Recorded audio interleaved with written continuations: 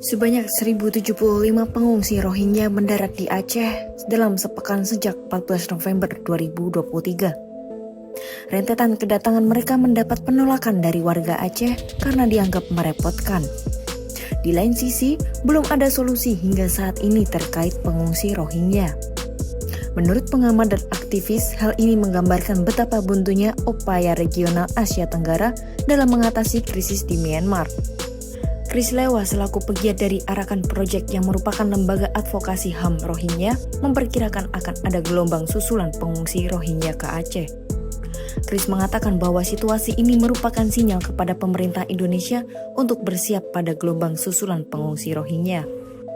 Parahnya, upaya ASEAN untuk mengatasi krisis ini dinilai tidak berprogres. Ketidakjelasan mekanisme penanganan pengungsi ini dinilai berkontribusi pada penolakan sebagian warga di Aceh. Sementara itu, peneliti ASEAN dari Badan Riset Inovasi Nasional atau BRIN, Adriana Elizabeth, mengatakan Indonesia tidak bisa menjadi satu-satunya negara yang bersedia menampung pengungsi Rohingya. Hal ini tentu diperlukan adanya kesepakatan regional terkait isu ini. Lantas, di manakah peran ASEAN? ASEAN selama ini mengacu pada 5 poin kesepakatan yang dikenal dengan 5 Points Consensus atau 5C terhadap situasi di Myanmar. Chris menjelaskan mulanya militer Myanmar menyetujui untuk mengimplementasikan kesepakatan itu, namun hal itu dinilai tak ada perkembangannya.